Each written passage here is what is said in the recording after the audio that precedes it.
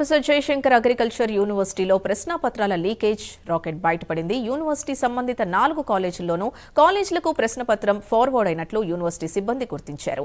ఈ ర్యాకెట్లో in service కోటాలో BSc చదువుతున్న 35 మంది ఉన్నట్టు గుర్తించిన విశ్వవిద్యాలయం వారిని డిస్మిస్ చేయడంతో పాటుగా ఈ అక్రమాలకు సహకరించిన 4 పర్మనెంట్ సిబ్బంది సైతం పూర్తిస్థాయి విచారణ చేపట్టారు.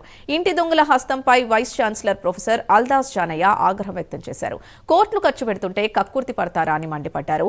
ఈ విషయంలో ఏ ఒక్కరిని వదిలిపెట్టమని హెచ్చరించారు. మాకు పేపర్ సెమిస్టర్ ఫైనల్ ఎగ్జామ్ పేపర్లు ఎక్కడో లీక్ అవుతున్నాయని అనుమానం రావడంతో ఒక డీటెయిల్డ్ దర్యాప్తు టీం వేసింది. ఈ అనుమానం ఎందుకు వచ్చిందంటే ఇటీవల జగిత్యాల పోయినప్పుడు ఈ పర్ఫార్మెన్స్ స్టూడెంట్స్ చూస్తున్నప్పుడు వ్యవసాయ శాఖ నుంచి ఇన్ సర్వీస్ క్యాండిడేట్స్ ఎవరైతే ఏఈఓలు మా విశ్వవిద్యాలయంలో చదువుతారో ఇన్ సర్వీస్ స్టూడెంట్గా వాళ్ళ యొక్క అబ్నార్మల్ పెర్ఫార్మెన్స్ చూసి మాకు కొంత డౌట్ వచ్చి సీసీ కెమెరా ఫుటేజ్లు పరిశీలించినప్పుడు వాళ్ళు ఒక అరుదైన వింతైన ఒక పెన్నులో చూసుకుంటూ ఆన్సర్స్ రాయడం మేము గమనించాం.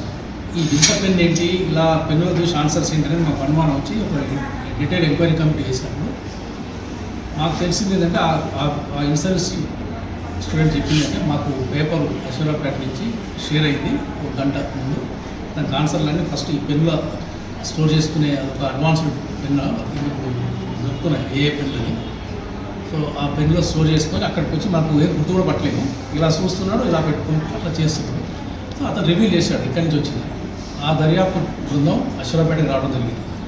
ఇక్కడ 3 విద్యార్థులు కూడా ఒప్పుకున్నారు, కరెక్టే మాకు కూడా ఈ పేపర్ వచ్చింది, మాకు వస్తే మేము జగిత్యాలకు షేర్ చేసినాం, కొన్ని డబ్బులు కూడా హ్యాండ్స్ మాట్లాడి